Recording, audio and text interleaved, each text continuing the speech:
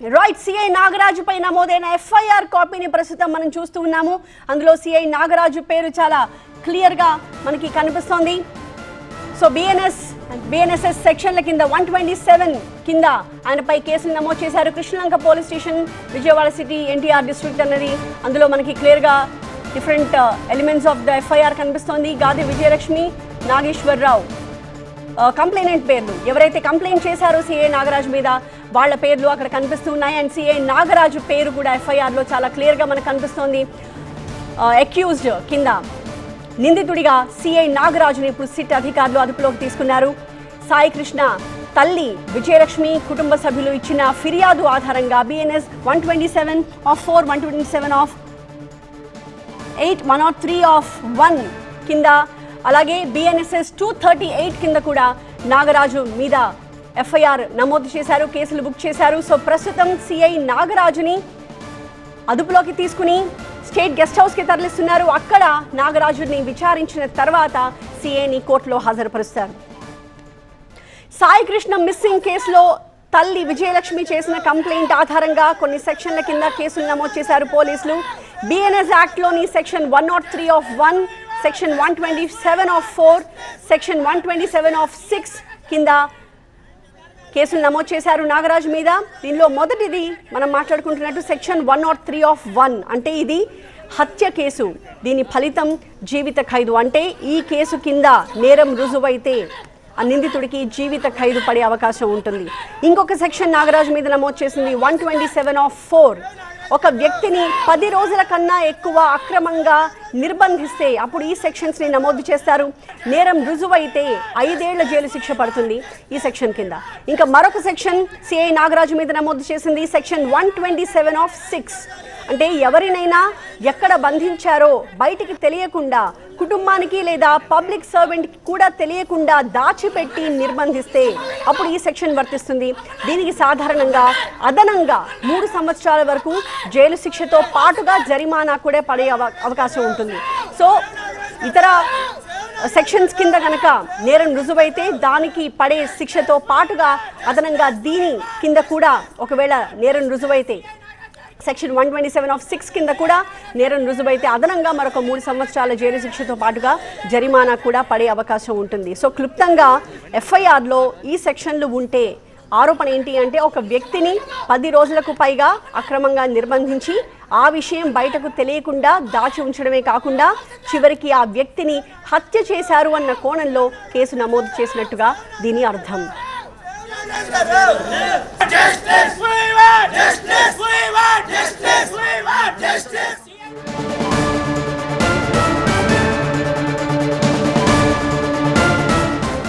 So ఈ visuals లో CI Nagaraju స్పష్టంగా మనకు కనిపిస్తూ ఉన్నారు. పర్పుల్ కలర్ షర్ట్ తో ఆయన వెళ్తూ ఉన్న దృశ్యాలు వెనక, అలాగే సిట్ అధికారులు వీళ్ళంతా కూడా సిఐ నాగరాజుని అరెస్ట్ చేయడానికి ఆయన నివాసానికి వెళ్ళి ఫైనల్గా ఆయన అదుపులోకి తీసుకున్నప్పుడు సిఐ నాగరాజు ఇంటి నుంచి కిందకి వచ్చి కారు ఎక్కుతున్నప్పటి దృశ్యాన్ని ప్రస్తుతం మనం చూస్తూ ఉన్నాము. సో సిఐ నాగరాజుని సిట్ బృందం ఇవాళ అరెస్ట్ చేసింది.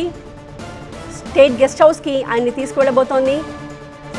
రైట్, సిఐ నాగరాజుని అధికారులు పైనుంచి ఆ నివాసం నుంచి కిందకి తరలించి అక్కడి నుంచి అరెస్ట్ చేసి స్టేట్ గెస్ట్ హౌస్కి తరలిస్తున్నప్పటి దృశ్యాలు ఒక్కొక్కటిగా మనకు వస్తూ ఉన్నాయి. రైట్ నౌ ఫస్ట్ ఫ్లోర్లో సిఐ నాగరాజు లోపల నుంచి బయటికి వచ్చి పోలీస్ వాహనం ఎక్కుతున్న ఆ దృశ్యాలకు సంబంధించి మనం ప్రస్తుతం స్క్రీన్ మీద చూస్తూ ఉన్నాము. సాయి కృష్ణ మిస్సింగ్ కేసులో మొదటి నుంచి కూడా సిఐ నాగరాజు పాత్రపైనే తీవ్రమైన ఆరోపణలు వచ్చాయి.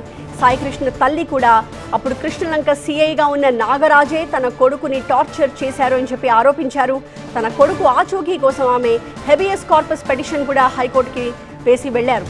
ఈ వివాదం రోజు రోజుకి పెద్దదవుతూ ఉండడంతో ప్రభుత్వం ఒక సిట్ని ఏర్పాటు చేయాల్సి వచ్చింది. ముఖ్యమంత్రి చంద్రబాబు ప్రత్యేకంగా ఎక్స్క్లూజివ్గా ఈ అంశం గురించి మాట్లాడడానికి, కంప్లీట్ డీటెయిల్స్ తెలుసుకోవడానికి, ఫర్దర్ కోర్స్ ఆఫ్ యాక్షన్ని డిసైడ్ చేయడానికి ఒక అత్యవసర సమావేశాన్ని ఏర్పాటు చేశారు. అందులో ఒక సిట్ని ఏర్పాటు చేయాలి అని నిర్ణయం తీసుకున్నారు. ఆ సిట్ అధికారులు సిట్ బృందం ఏర్పడిన మరుక్షణమే యాక్షన్లోకి దిగారు. వాళ్ళు ఈ కేసుకు సంబంధించి అన్ని ఆధారాలను సేకరించడానికి ప్రయత్నించారు. ఎవరెవరు ఇన్వాల్వ్ అయి ఉన్నారో వాళ్ళందరినీ కూడా విచారించారు. అందులో పోలీస్ అధికారులు ఉన్నారు, ఆ రోజు కృష్ణలంక పోలీస్ స్టేషన్ సిబ్బంది వాళ్ళందరినీ కూడా విచారించారు. అంతేకాకుండా టాస్క్ ఫోర్స్ డీసీపీగా ఉన్న లతా కుమార్ని కూడా విచారించారు. ఆమె ఇచ్చిన ఇన్ఫర్మేషన్ ఆధారంగా తాము సాయి కృష్ణ అదుపులోకి తీసుకున్న తర్వాత కృష్ణలంక పోలీస్ స్టేషన్లో అప్పగించామని చెప్పిన ఆ ఇన్ఫర్మేషన్ ఆధారంగా కృష్ణలంక పోలీస్ స్టేషన్లో కూడా పూర్తిగా విచారించారు సిట్ అధికారులు. అయితే అక్కడ సిఐ నాగరాజు ఒక్కరు మాత్రమే మిస్సింగ్. ఎప్పుడైతే ఈ కేసు వెలుగులోకి వచ్చిందో, సిఐపై ఆరోపణలు వచ్చాయో అప్పటి నుంచి కూడా సిఐ నాగరాజు కనిపించకుండా పోయారు. సో నాగరాజుని అదుపులోకి తీసుకుంటేనే ఈ కేసుకి సంబంధించిన మిస్టరీ సాల్వ్ అవుతుంది. అసలు ఏం జరిగింది, సాయి కృష్ణ విషయంలో పోలీస్ అధికారులు ఏం చేశారు, ఎలా వ్యవహరించారు, ఆయన గురించి ఇన్ని రోజులుగా ఆయన ఏమయ్యాడు సాయి కృష్ణ అంటే ఎందుకు సమాధానం చెప్పలేకపోతున్నారు అన్న అన్ని క్వశ్చన్స్కి సమాధానం దొరకాలి అంటే సిఐ నాగరాజుని అదుపులోకి తీసుకోవాలి అని చెప్పి సాయి కృష్ణ కుటుంబ సభ్యులతో పాటుగా పెద్ద ఎత్తున ప్రతిపక్షాలు కూడా డిమాండ్ చేస్తూ వచ్చాయి. ఈ క్రమంలో ఇవాళ కొద్దిసేపటి క్రితం సిఐ నాగరాజుని విజయవాడ సింగ్ నగర్లో అదుపులోకి తీసుకున్నప్పటి దృశ్యాలను మనం చూస్తున్నాం. అయితే ఆయన అదుపులోకి తీసుకునే క్రమంలో ఆయన మద్దతుదారులు పెద్ద ఎత్తున ఆయన నివాసం దగ్గరికి చేరుకుని ఆయనను అదుపులోకి తీసుకోకుండా పోలీసుల్ని అడ్డుకోవడానికి ప్రయత్నించారు. నాగరాజుకి న్యాయం జరగాలి అంటూ వాళ్ళు నినాదాలు చేయడం కూడా మనకి దృశ్యాల్లో కనిపించింది. We stand with you sir అంటూ పెద్ద ఎత్తున వాళ్ళు ప్లాకార్డులు కూడా ప్రదర్శిస్తూ సింగ్ నగర్లో నిరసన వ్యక్తం చేశారు. కానీ వాళ్ళందరినీ కూడా నిలువరించి పోలీసులు ఆ నివాసం లోపలికి వెళ్ళి సిఐ నాగరాజుని అదుపులోకి తీసుకున్నారు. సో ఇంకా సిఏ హ్యాడ్ నో ఆప్షన్స్, ఆయన తప్పక కిందకి రావాల్సి వచ్చింది, పోలీస్ వాహనం ఎక్కాల్సి వచ్చింది. సో ఇప్పుడు మిస్టరీ రివీల్ అయ్యే అవకాశం కనిపిస్తుంది. సాయి కృష్ణ విషయంలో అసలు పోలీసులు ఏం చేశారు, ఎలా వ్యవహరించారు అన్న కంప్లీట్ ఇన్ఫర్మేషన్ సిఐ నాగరాజు ద్వారానే బయటకు వచ్చే అవకాశాలు కనిపిస్తూ ఉన్నాయి.